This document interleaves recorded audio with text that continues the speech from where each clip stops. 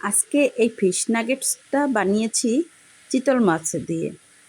আমার হাজব্যান্ড চিতল মাছ এনেছিল, তাই এমনি রান্না করে খেতে ভালো লাগছিল না, তাই ভেজে নিয়েছি। কাটা ছাড়িয়ে এখন নিলাম। কাটা ছাড়িয়ে নিয়ে এর ভিতরে আমি এখন পাউরুটিগুলো ব্লেন্ড করে দিয়ে দিব। দিয়ে দিলাম পাউরুটিগুলো। এখন একে একে সব মশলা দিয়ে দিব।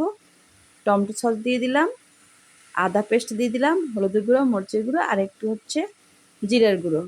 সাথে দিলাম সয়া সস, লেবুর রস, বিট লবণ, কাঁচামরিচ, এর সাথে দিলাম পেঁয়াজ কুচানো, তারপর হচ্ছে কর্নফ্লাওয়ার, তারপর হচ্ছে বেকিং পাউডার দিয়েছি, তারপর কাঁচামরিচ কুচানো, রসুন পেঁয়াজ পেস্ট, ধনিয়া পাতা, চিনি দিলাম একটুখানি, তারপর গুঁড়ো দুধ দিলাম, দিয়ে লবণ স্বাদ মতো দিয়ে, সাথে ঘি দিয়ে, লেবুর রস, সব কিছু দিয়ে ভালো করে মেখে এখন এক হাত দিয়েই আমি এটাকে গোল গোল শেপ করে নিব।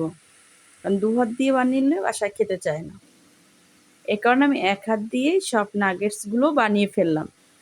এখন নাগেটসে এখন ডিমে চুবিয়ে ব্রেড ক্রাম দিয়ে ভিজিয়ে তারপর ভাজার জন্য যাব। এখন ডিমে চুবিয়ে নিলাম। এখন ব্রেড ক্রাম লাগিয়ে ভালো করে আস্তে আস্তে ঘুরিয়ে ঘুরিয়ে সবগুলো ভালো করে ব্রেড ক্রাম লাগিয়ে নিলাম। প্রত্যেকটা নাগেটসকেই আমি এরকম ডিমে চুবিয়ে তারপর ব্রেড ক্রামগুলো ভালো করে লাগিয়ে নিলাম। এরকম সবগুলো নাগেটসগুলোই আমি দ্রুত এগুলো লাগিয়ে তারপরে এখন আমি আজকে আর রেস্টে রাখিনি, সাথে সাথেই ভাজতে চলে গেলাম, যেহেতু সন্ধ্যায় খাবে।